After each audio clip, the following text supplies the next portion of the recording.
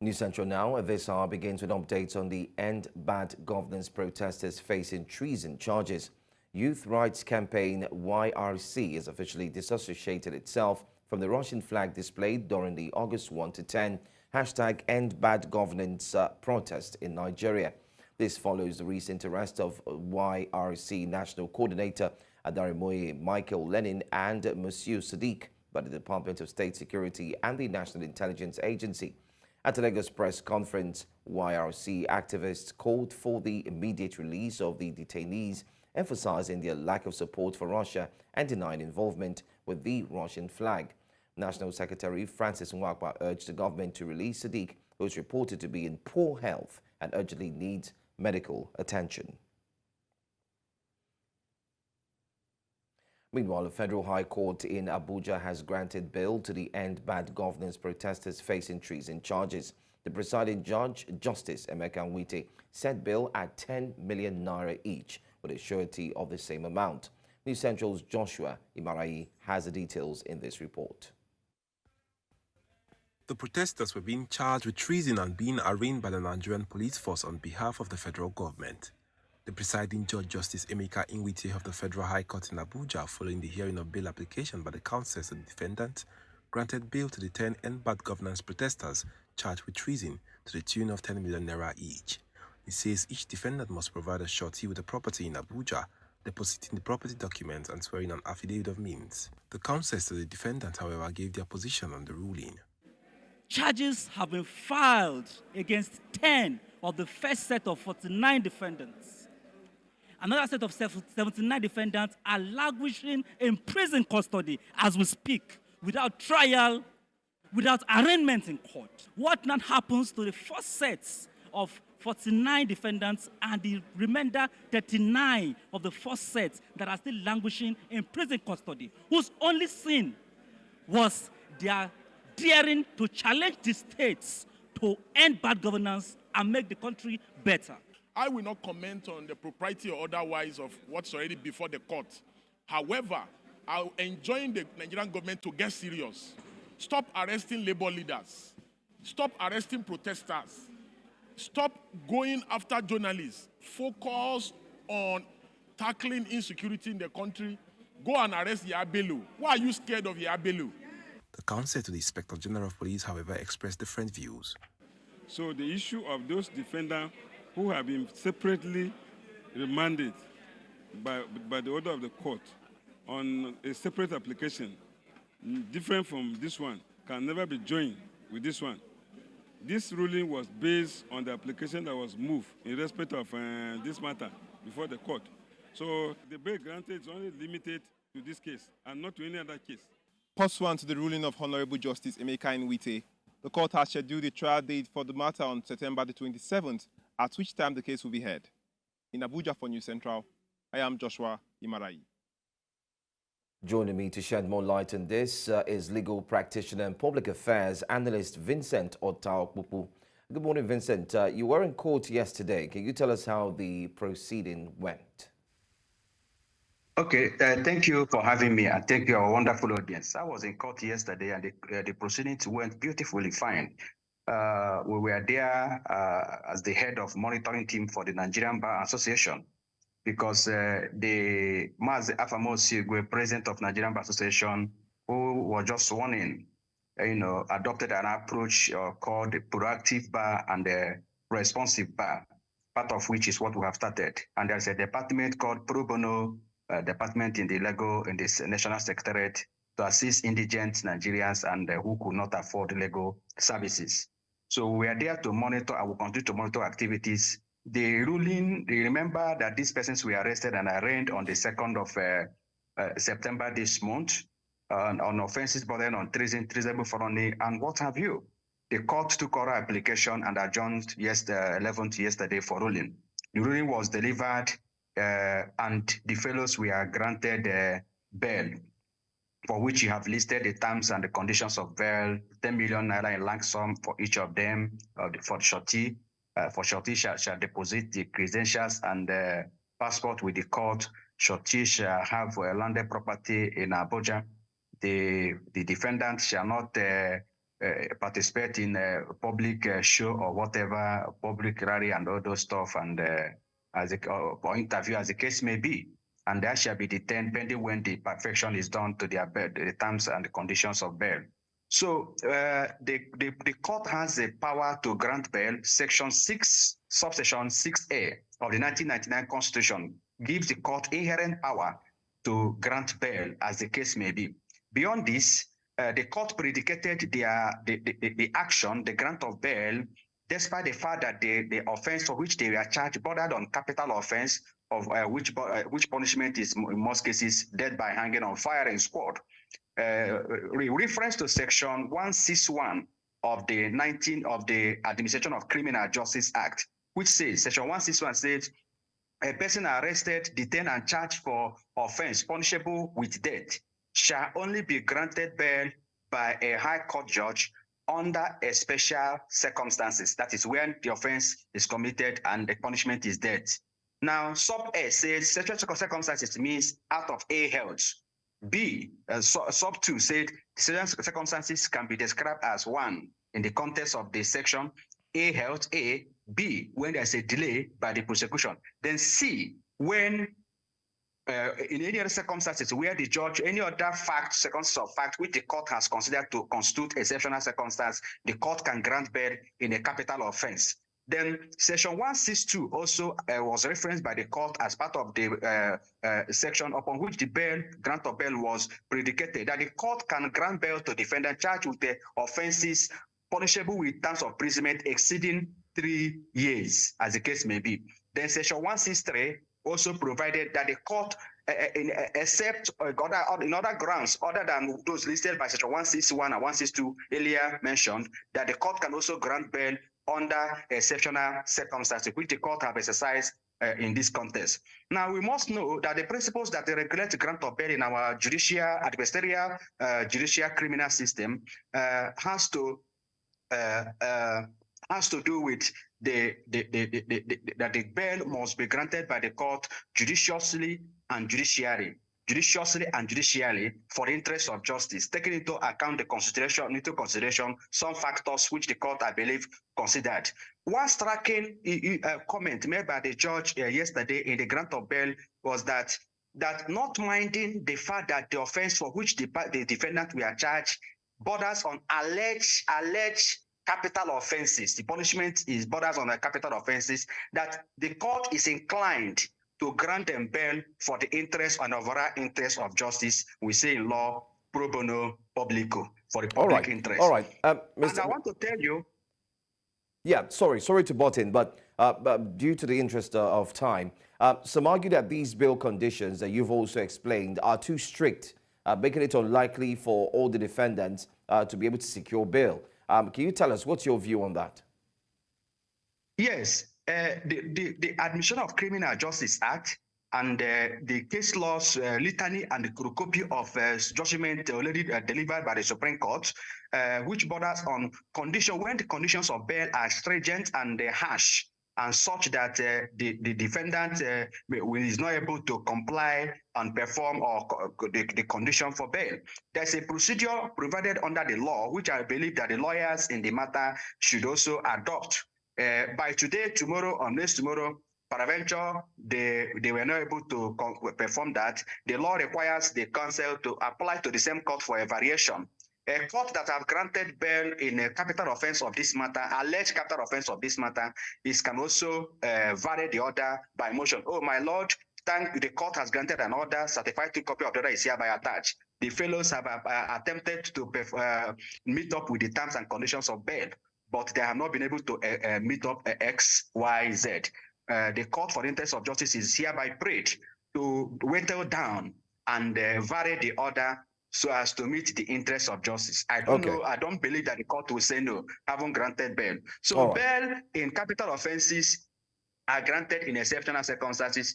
Supreme Court, in the case of Pius Oza and Ekwe versus COP, have also celebrated this kind of principle, which the judge followed, so it's known to law. In that case, Onitsha main market was caught ablaze in 1994. in an inferno, very serious one, that fellows were arrested, 9 of them. Also, Anekwe was charged before the Chief Magistrate Court on Nature with 9 others for offense bordering on conspiracy and murder. Now, the magistrate, without jurisdiction, took their and detained them and in the prison custody. They applied to the High Court, and the lawyers applied to the High Court. They are entitled to bail under Section 241 of the Criminal Procedure Code.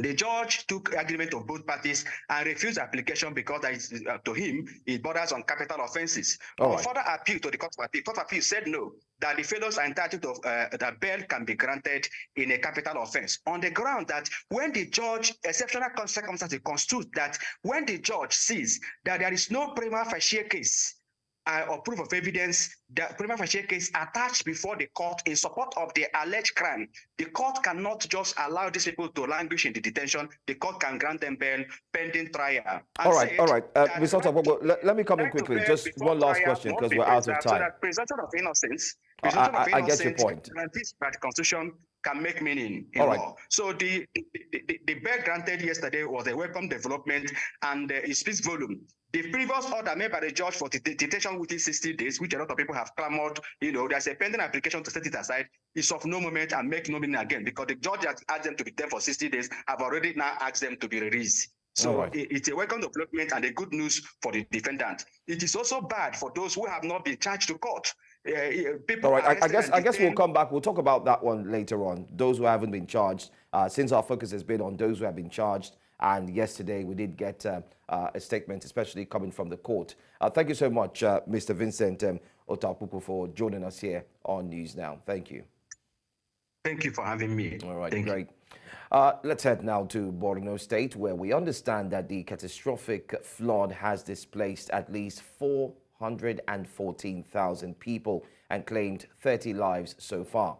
The disaster, triggered by the overflow of the Alau Dam after heavy rains, marks the city's worst flooding in 3 decades. The National Emergency Management Agency, NEMA, reports that over 23,000 households have been affected, with floodwaters inundating 70% of Maiduguri. Key locations including the Shehu of Borno's Palace, the State Secretariat, and the University of Maiduguri Teaching Hospital have been severely damaged.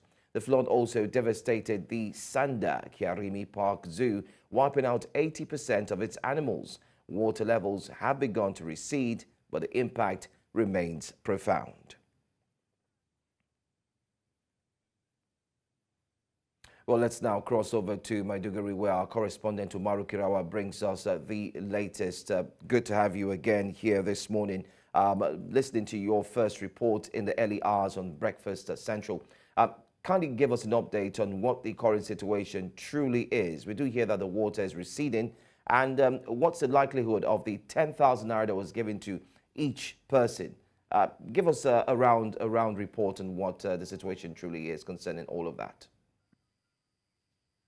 Well, the situation now is that, over 1 million persons have been affected by the flood disaster. Houses worth millions of dollars were destroyed. These families have to take refuge at different IDP camps, government-designated IDP camps. So far, we have 5 IDP camps, and a lot of victims are saying they are taking refuge, while others stay nearby communities,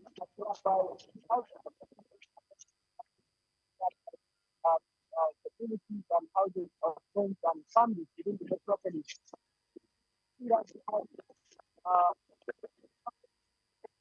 Kirawa, I think we will try as much as possible to see if we can reconnect with you. It's quite hard getting a feedback from the report you are throwing at us. And we do see that you are at a place where cooking is taking place. Displaced persons are indeed finding their foot once again. But hopefully, we'll try and see if we can connect with you again. And hopefully the audio connection will be very clear so we can get a full and detailed report this time. But before we come back to you, still on the flood issues, several communities in Yenagoa, the Bayelsa state capital, have been submerged after relentless downpours from Tuesday through Wednesday. The floods affected areas including Azikoro, Ekeki, Okaka, Swali, Bansia, and Marata, and Ovom, leaving residents in a state of anxiety. The rising waters of the Epie Creek and River Non have compounded the crisis, heightening fears that this year's floods may be particularly devastating. The federal government has also issued warnings about the risk posed by increasing water levels across various states. In Bayelsa, a state sitting 6 feet below sea level and prone to floods, the situation is particularly critical. We'll go for a quick break. When we return, we'll look at the next story. The People's Democratic Party, PDP, hints it might not sign a peace accord for the Edo State governorship election. We have details of this story and more after the break. Stay with us. Thanks for staying here with us. We'll now head to Edo State, where the People's Democratic Party has hinted it might not sign the peace accord for the Edo State governorship election, citing alleged police bias against them. Governor Godwin Obaseki expressed concerns during a meeting with General Abdul Salam Abubakar, chairman of the National Peace Committee in Benin City. Obaseki claimed that over 10 PDP leaders, including Esa West Chairman Honorable Collins Aibogu, were arrested by police, allegedly under APC influence. He criticized the police for bypassing local jurisdiction and not following due process. Obaseki has demanded the immediate release of these leaders and questioned how the PDP can sign a peace agreement with what he views as a partisan umpire. Well, the governorship candidate of the party, Esui Godale, also spoke on the development as well. But the signals we've seen since the 17th of July suggest that there's bias, there's police bias in favor of a political party. And so that's why we're worried, you know. The police inspector general said now that they were arresting people who had committed offenses, or they thought had committed offenses, but they're not from one political party. But it's ironic that an incident happened, there were many people there, but it so transpires that it's just the arrests occur within the membership of one political party, when the instigators of that incident were from another political party. And all of us were watching TV that day. We saw the people carrying guns. None of those we saw on TV carrying guns and carrying pop actions have been arrested, regardless other petitions that have been written. So it's difficult for us to believe the IG that they are creating. He has given us a glib answer, which is okay. He's a smart man. So he has given a glib answer, but he has not given a right answer. You know, it's not just for things to be done fairly, they need to be seen to have been done fairly. And so that's all we're saying. You know, many people cannot be involved in something, so to speak, and then you're only arresting people that are aggregated to one side. And people aggregated to the other side are not arrested. And you say you're not biased. And you say it's not free or fair. So that's all, you know. We need, you know, the things need to be seen to be properly done. That's all. The party were extremely well prepared. I personally were well prepared. We've worked hard. We've gone all through the length and breadth of the state. We've canvassed. We've talked to our people. We've campaigned. We've gone to we've worked extremely hard. We've gone through the whole state at least twice, each ward, each local government. So we worked hard, extremely, and we're ready. We think we're even the best ready for the elections. We're the most prepared, the best ready. If it's a free and fair election, we have no fears whatsoever. The fears we have are that we're getting a process that's not free and fair. Well, the countdown is on. We do have our correspondent who joins us, Austin Azu, all the way in Edo State. Austin, it's a few days to go, particularly it's on the 21st of September, and we're already starting to see a lot of back and forth concerning security, concerning changes and the likes. Can you bring us up to speed on what took place after Azu Godalo spoke concerning the police officers and not willing to sign the peace accord? First and foremost, good morning. We are here live in Benin City. Behind me is Victor Wifo Hall, where the stakeholders meeting with INEC held yesterday. And today, of course, we are expecting that the 18 political parties will be coming again to sign the peace accord here at this particular venue. Behind me, you can see the area of police officers who are standing by to provide security for this event. Just a little downpour this morning might slow might have slowed the pace days of arrangement for this event. However, the rain seems to have subsided, so obviously we'll be expecting the political parties and their delegates to arrive at the venue as soon as possible. Now, back to your question. Yesterday, during the INEC stakeholders meeting, a lot of issues were raised, that of the electoral umpire and as well that of the security agencies. But that of the electoral umpire seems to have, been more, understood by the political parties. But the fear and worry expressed by politicians and stakeholders that attended the meeting seems to be the fear of the security agencies. You can hear from what the governorship candidate of the PDP said, that of course they lacked confidence in the police over what they have seen over the past few days, started since 17th of June, and up to now most of their members, according to them, are yet to be released from the police detention. Only what they were asking for is for the police to transfer them to a court of competent jurisdiction to preside over their issues, so that their issues will be determined by the court, not the police themselves. So that seems to be the true position of things from yesterday's event. All right. Would you say that there seems to be apprehension right now? Is there tension within the neighborhood concerning the countdown to the elections? It's a gubernatorial elections, and we're starting to see a lot of fingers pointing towards the APC, and the PDP is not in any way accepting what's happening right now. Can you give us an update concerning these two parties, and possibly an update concerning Labour Party as well?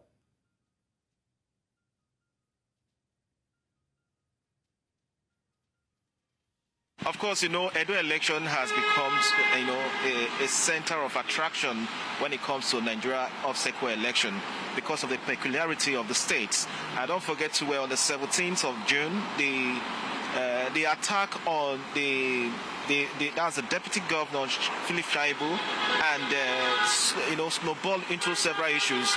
And since after that, there have been series of attacks from one person to another. Especially, we heard some time ago that the candidate of the APC was attacked on their way from one campaign rally from one of the local governments. And the same way,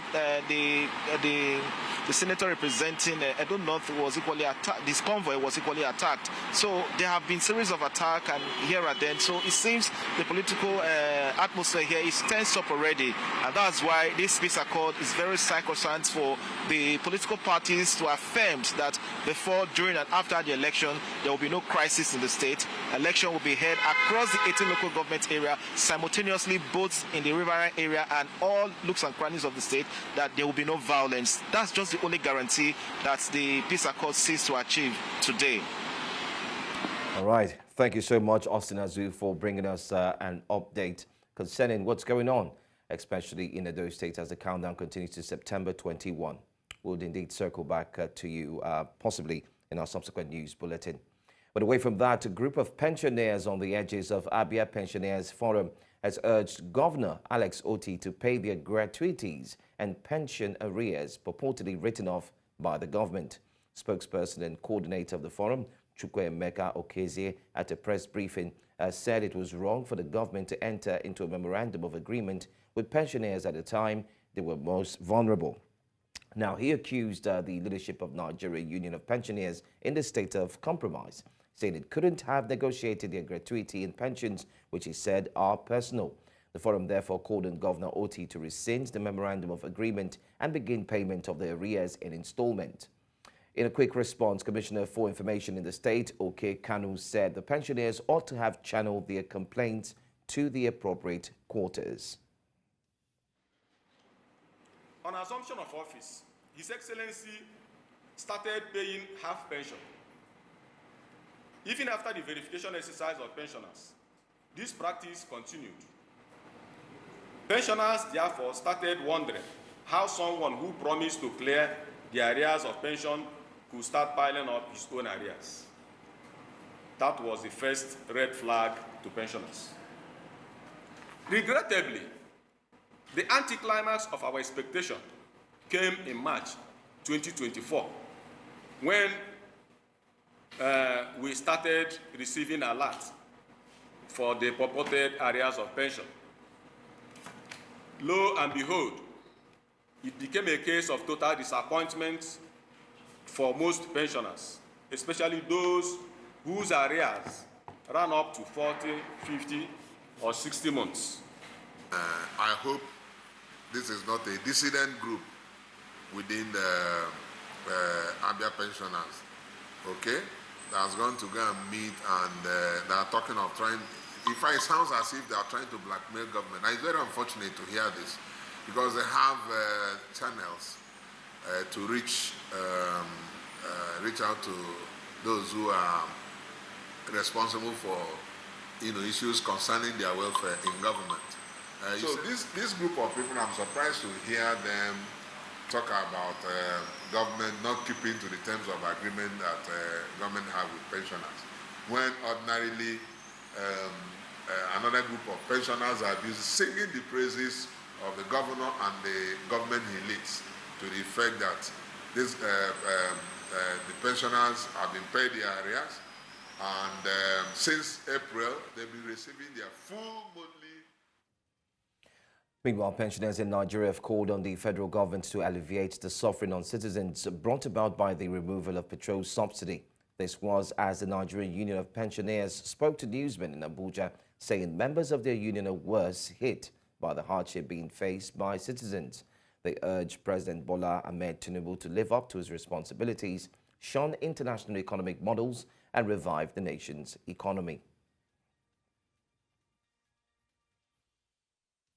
It is obvious that the Nigerian pensioners and other vulnerable groups in Nigeria are worse hit by the subsidy removal, which resulted to hyperinflation characterized by astronomical rise in the prices of goods and services, which has negatively affected every strata of our life. Our amiable President Bola Ahmed Tinubu will admonish you to listen to the voice of the people and wipe their tears, and not to succumb to the dictates of the so-called international economies through the instrumentality of the IMF. Away from that, the Kaduna State Civil Service Commission says that it has adopted measures to specially recognize persons with disabilities in its upcoming civil and public servants promotional examinations in all local government areas of the state. The chairman of the commission, while informing newsmen that the exercise will take place this September, says that gender inclusion will also be given priority. Our correspondent, Idong Joseph, files in this report. About 3,391 persons will be participating in the upcoming promotional examination for civil servants in Kaduna State, northwest Nigeria. This, according to the State Civil Service, will focus on selecting competent and deserving personnel from the 23 local government areas of the state, with special consideration to be given to women and persons with disabilities. It's gender balance. We make sure that we have adequately taken care of the gender issue in the state. And then the fourth and last criteria we do is the disability factor. We give space and preference for competent candidate with disability. This one is irrespective of the local government. We are being tasked to clear the backlog by getting those that deserve to be promoted as at when due. The Commission is equally conscious of the fact that only deserving in terms of disciplinary and other conduct are considered. Civil servants in the state have, however, been tasked to prepare ahead of the exercise to take advantage of the opportunity. Interviews or exams, some people you don't find them in the register for some reason or the other. And after the exercise, then we are flooded with questions, petitions that they are omitted. All the civil servants know that we are commencing this exercise. And all the ministries and the MDS have been informed and are aware While about 9 persons have so far been dismissed over gross misconduct in the ongoing disciplinary cases by the State Civil Service, the exercise is aimed at boosting morale and motivating diligent and dedicated civil servants. The Minister of the Federal Capital Territory, Nyesom Wike, has signed a memorandum of understanding with the president of the China Civil Engineering Construction Company as part of efforts to light up the Federal Capital Territory. The MOU, which was signed in Beijing, China, will see the completion of the project before the capital's 50th year anniversary holding in 2025. Amadine Uyi reports. The delegation from the Federal Capital Territory Administration was led by the Minister of the Federal Capital Territory, Nyesom Wike. The minister revealed that the objective of the Light Up Abuja project is to transform the city center to be like its counterparts, Beijing, China. Abuja will be 50 years by this year. It will be a jubilee year for us. And so we want Abuja to look like other cities, like what we see in Beijing in the night time where being tear up. So that is the way we want Abuja to be. And so that's one reason we're here today. He says that the administration is hoping to partner with the CCECC because of its vision to make impact in the lives of residents of the federal capital. To finalize with you and to know that in sincerity and seriously we want that project to be completed within the time schedule. So be assured that we are still willing to partner with you in other projects that we think it will make positive impact to our citizens. The president of the CCECC, while commending the FCT administration for the partnership, assured that it will meet up with the expectations of the Nigerian team. We sincerely hope to further enhance and deepen our cooperation with the FCT and capture the needs of the people and government of Nigeria. We will leverage our global resources to build more high-quality projects for the benefit of the Nigerian people and help boost Nigeria's economic and social development. The Light Up Abuja project is expected to be showcased in 2025 as Abuja marks its 50th anniversary. Welcome back. The news continues in West Africa, where Senegal's President Bassirou Diomaye Faye has vowed to relentlessly track down migrant traffickers a day after news that at least 35 people had drowned off West Africa. Faye, elected in March, called on the country's young people to stay in Senegal rather than fall for the illusion of a better future elsewhere. He adds that the government is working non-stop on policies to tackle youth unemployment in the country, and a hotline will be set up to which people can report the activities of such traffickers. Senegal's coasts are one of the main departure points for thousands of migrants heading to Europe, many heading for the Spanish Canary Islands, which lie off the west coast of Africa.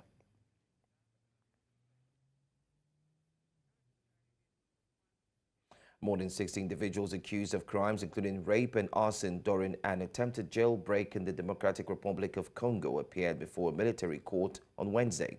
Defense lawyer Michael Mafta said the 63 defendants on trial in the capital Kinshasa are facing charges of spiteful destruction, arson, acts of terrorism, and the rape of women. The details surrounding the attempted breakout from the overcrowded Makala prison in Kinshasa, which occurred in the early hours of September 2, remain unclear. Mafta said the trial, which began last week, has several grey areas concerning the alleged involvement of the accused. You're still watching news now here on News Central Television. Hundreds of demonstrators from Venezuela are also finding themselves in the news as they seek Brazil's help to free political prisoners. We'll tell you all about this story in a moment. Hundreds of demonstrators from Venezuela marched on the Brazilian embassy in Caracas, calling on President Luiz Inácio Lula da Silva to assist in gaining the release of some 2,500 political prisoners. The group chanted freedom, freedom in a rare protest since a crackdown that claimed 27 lives following the July 28 presidential elections. The opposition says it can prove incumbent strongman Nicolas Maduro had stolen. Approximately 2,400 people were allegedly detained during impromptu protests in the days following the election officials' declaration of Maduro as the winner. Out of the 2,500 individuals who demonstrators allege are imprisoned in Venezuela for opposing the government. According to rights groups, they include minors as well.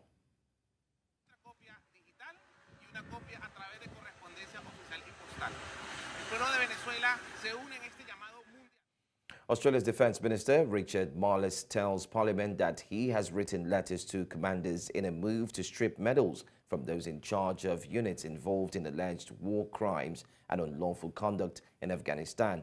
Marles said the decision was related to specific unit commanders who were in charge between 2005 and 2016 and was a measure to address the wrongs of the past. According to him, fewer than 10 commanders will be stripped of their awards, but their names will not be released for privacy reasons. An official inquiry has found that during 11 years, Australia's elite special forces unlawfully killed 39 civilians and prisoners in Afghanistan, including by summary execution as part of initiation rituals. The last step in closing out these two recommendations was me writing to relevant commanders about my decision in relation to medals to them. Bring to you business news for this morning. Business news in association with Money Master P.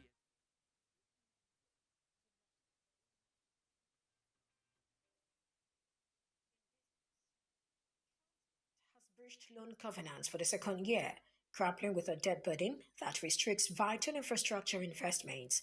The state-owned company's loans increased to 138 billion rand by March, up from 130 billion rand the prior year. CEO Mitchell Phillips stated that the company must negotiate with lenders for breathing room on debt payments and seek cheaper funding.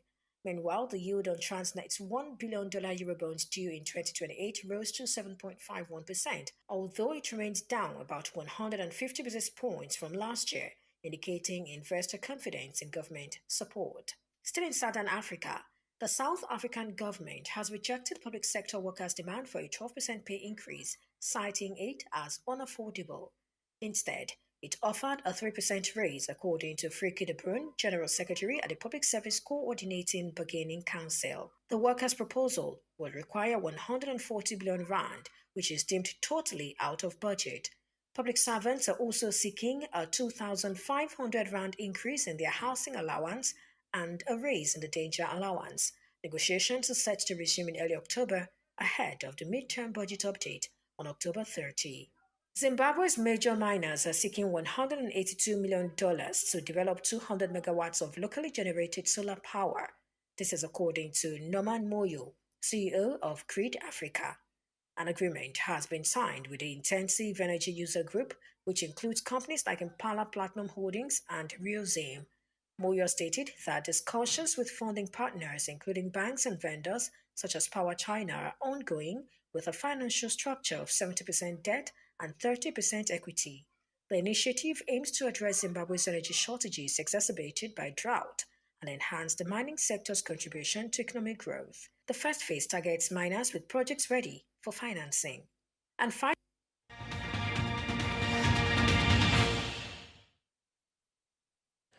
And in sports, a total of 5,776 athletes from 29 states have arrived and registered for the 8th National Youth Games in Asaba, Delta State, ahead of opening ceremony. Delta State Governor Honorable Sheriff Borowori inspected facilities at the Stephen Keshi Stadium, Asaba, the state capital, which is the main venue for the Games. He assured that the state was ready to host the Games, scheduled to kick off in Asaba on Thursday.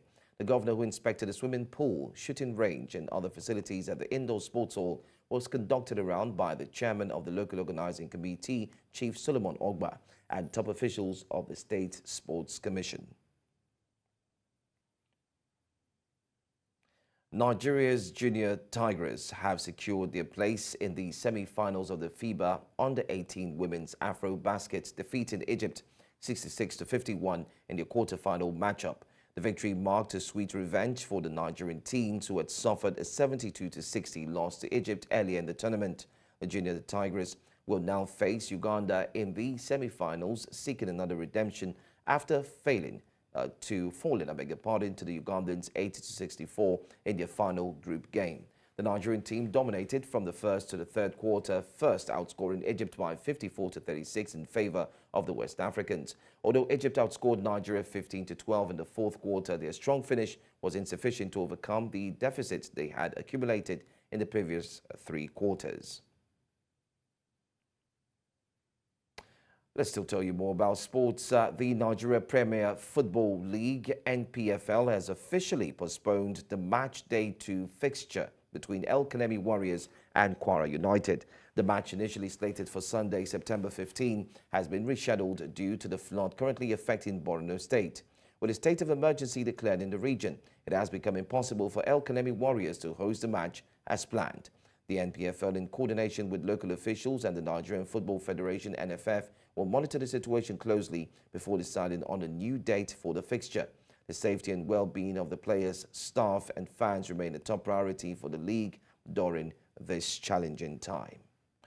And that's all we have for you on the news. But before we go, let's take a look at some of the major stories. National Emergency Management Agency says 1 million people affected, 414,000 displaced in Borno floods. Governor Obaseki says PDP may reject peace accord, citing police bias. And we also told you about Senegal President Mr. Faye, who has vowed to hunt down migrant traffickers as well.